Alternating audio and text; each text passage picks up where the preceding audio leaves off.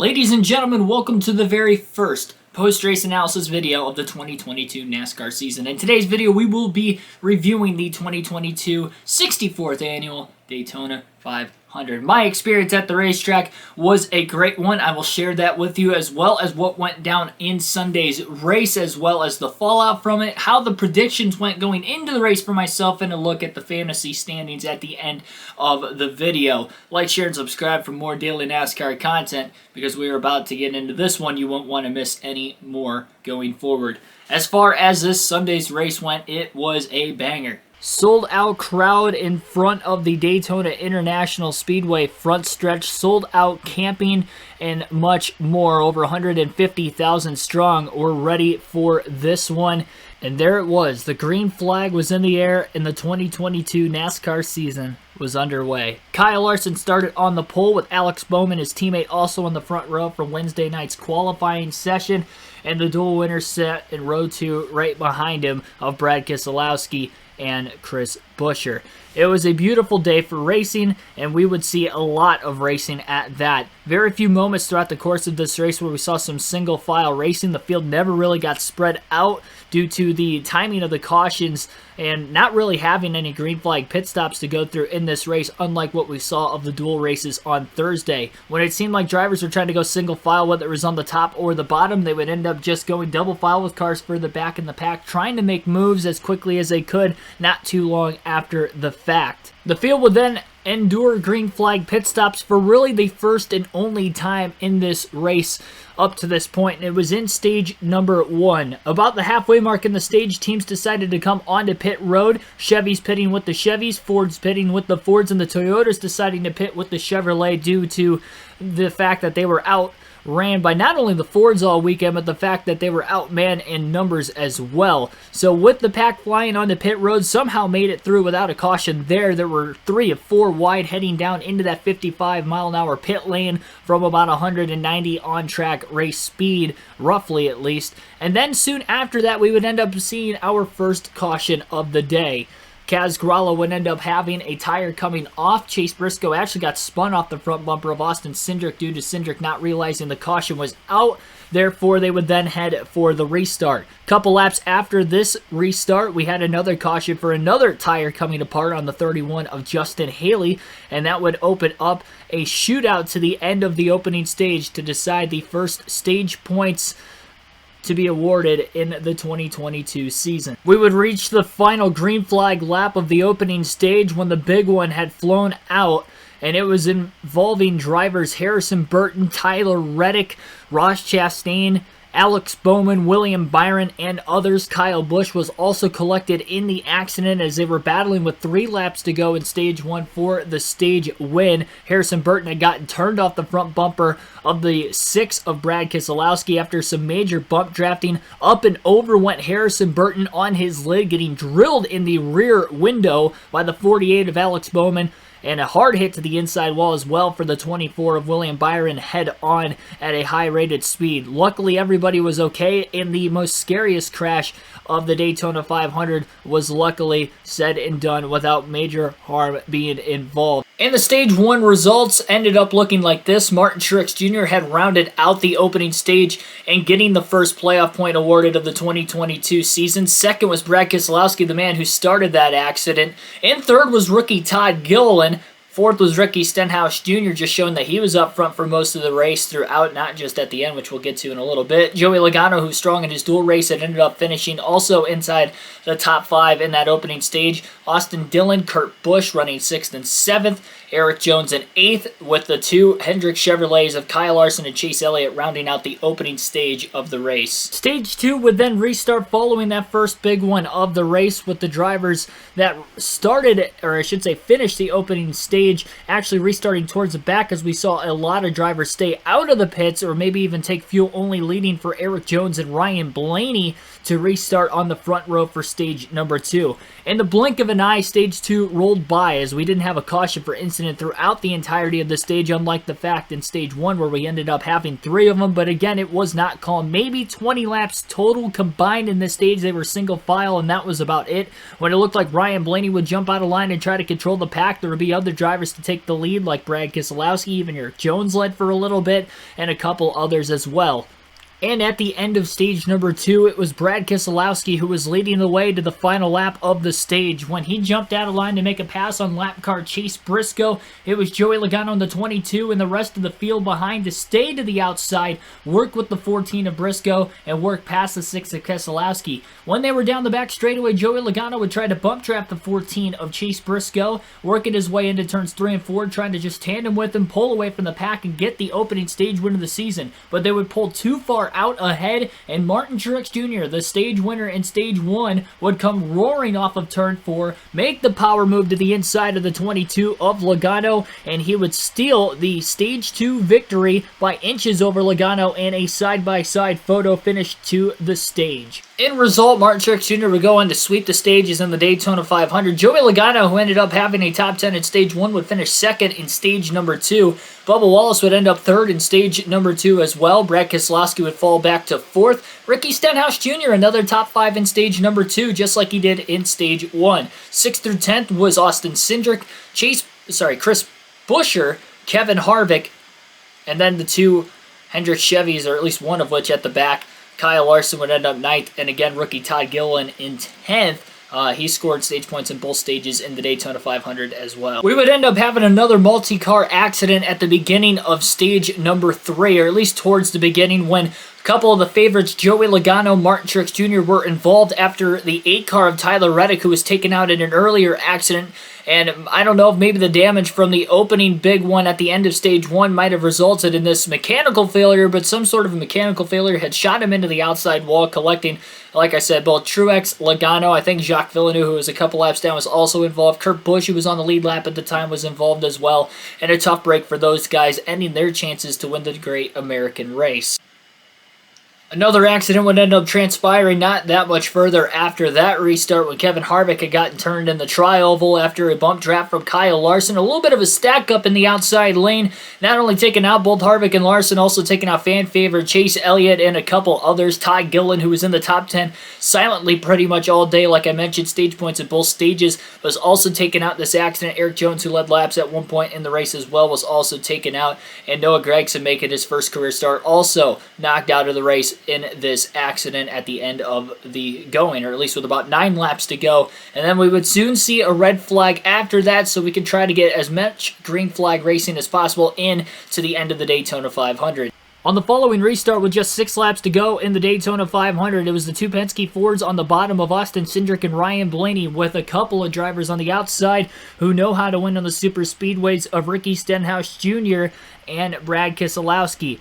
Bump drafting heavy in the closing laps of this race. Neither one of those two wanted to let go, but in the process of that aggressive bump drafting off the exit of turn 4, Keselowski was not able to hit Ricky Stenhouse square enough, turning him off the exit of the corner, causing yet another caution, and that would set up an overtime restart to decide the Great American Race 2022 edition. And on that said restart, it was Ryan Blaney and Austin Syndrick on the front row. Team orders would work together initially, as it was Syndrick pulling down in front of the 12 of Blaney to lock up the Penske duo once again, to at least try to ensure that one of those two were going to go to victory lane at all costs. Brad Keselowski was on the outside with not as much help as what there was on the bottom, with the outside not staying together as well on the restart. Syndrick would get a great push from Ryan Blaney in the 12 as they worked their way down the back straightaway with just a lap and a half remaining in the Daytona 500.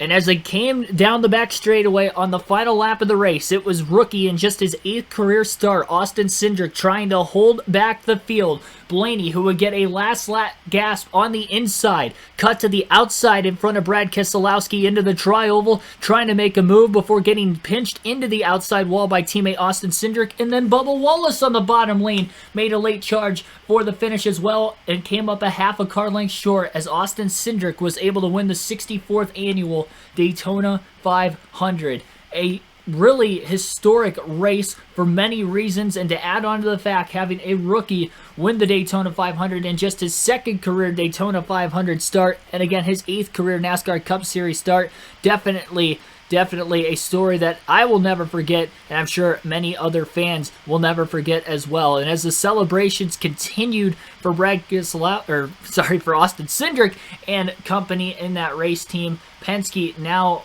has a 3rd Daytona 500 champion. Austin Syndrick will be locked into the 2022 NASCAR playoffs as a rookie, and he will be competing for a championship come season. Finishers for the Daytona 500, and then we'll go on to how my predictions went following that. Of course, Austin Syndrick was the winner in the Great American Race, led a decent amount of the race, and ran well throughout the course of speed weeks. Remember, in his dual race on Thursday, finished in the top 5. He ran very good through most of the race today, ran a smart race, made the late squeeze on Blaney and Bubba Wallace coming to the checkered flag, and Austin Syndrick was definitely well-deserving of this Daytona 500 victory. Bubba Wallace came up a close 2nd place for the 3rd time in his Cup Series career at Daytona.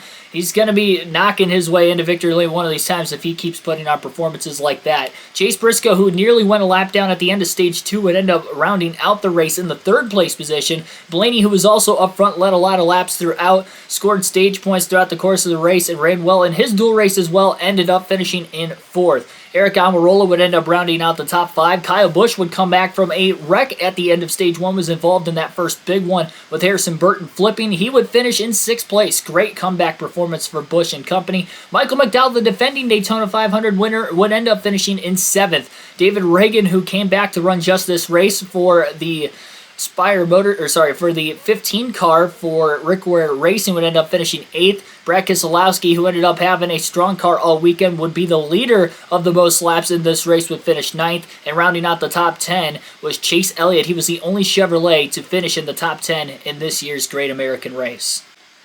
For the full race predictions, of course, it comes down to how well the drivers not only ran throughout the course of the race, but pretty much finished the race. And mostly we look at the finishing results of the race, specifically if these drivers finished in the top 10 or not, or at least were up in the running through most of the day. And I gotta say, my predictions in this opening race of the season were not very good. We'll start off with the positives, though. As far as the drivers who I expected to run well in this race, Ryan Blaney was the only one that actually, of the drivers I had picked to, at bare minimum, finish in the top 10, if not run well all the way through the race and have a shot to win. He was the only one that really did. He ended up with the 4th place finish. He ran up towards the front, led a lot of laps. I think he had the 3rd most laps led in this race as well. And Blaney definitely showed up. He was good for my fantasy team, and I'm sure many other of your guys who listened to the advice on the predictions video. The other 2 drivers, though, that I had on this list, not so much. Denny Hamlin and Joey Logano, unfortunately, both had crashed out of the race. In fact, Logano actually did finish this race multiple laps down, but because he had some flat tires and was stuck in the grass during one of the caution flags in Stage 3, that automatically took him out of the running. Hamlin was taken out in the big one at the end of Stage 1 in the Harrison Burton flip accident. Logano ended up 21st. Denny Hamlin would end up finishing outside the top 35, unfortunately for him. A rough start to the season there. And as we look into the sleeper picks for the race weekend, I just had the one. It was Justin Haley. Unfortunately, I was wrong with Justin Haley's prediction. I said he would at least get a top 10 for Colleague Racing. He had that tire issue very early on in the going. That pretty much put him a lap down, and I don't think he was ever able to come back from that. He ended up finishing 23rd. Unfortunately, he might have been involved in an accident or two throughout the race. I can't really remember if he was or not, but a rough performance for Haley. I was expecting more out of him and Colleague Racing in the 500, to say the least. So unfortunate for him there. As far as the don't-haves go, the drivers I said that were not going to run well, I went 1 for 2 on this side of things. I said Kyle Busch would not run well. He was caught up in the big one. Somehow came back to finish 6th, proving me wrong, getting the top 10. I did not think he would get in the Daytona 500. Martin Truex Jr., even though he won the first 2 stages of the race, he did not finish in the top 10. So I was right with that prediction, at least for his finishing result goes. He ended up finishing in 13th and also got caught up in an accident early in stage number 3. So those are my predictions. We'll keep track of those going forward throughout the course of the season. Not a hot start. Now we'll take a look at how the fantasy teams did for this week in our fantasy league. Here's a look at my fantasy team throughout the course of the weekend. Of course, the must-haves are always going to be on this list. I had Denny, Hamlin, Ryan, Blaney, Harrison, Burton, Joey Logano, Brad Keselowski, my starting 5. Keselowski had a great day, ended up with the top 10. Joey Logano, of course, wrecked out. He was one of the must-haves. Denny Hamlin also wrecked out, was one of the must-haves. Ryan Blaney finished really well, as we already mentioned. He was one of the must-haves. Harrison Burton was kind of, I guess, an underdog pick that I did not mention on the predictions video. I had him on my team, though, as well as Austin Syndrick. Unfortunately, Burton flipped out of the race. I had him in my lineup. I was not able to get the internet connection at the Daytona International Speedway this week, unfortunately, from the grandstands, so I could not swap Syndrick in over Burton, which really hurt because Harrison Burton was outscored by 44 points to Syndrick, who ended up going on to win the Daytona 500. And as far as the matchups of the week at the bottom of your screen right there, I only got one of them correct as far as the drivers I had finishing ahead of one another in this race. And the only one I got right off the top of my head that I'm thinking of would have been Alex Bowman.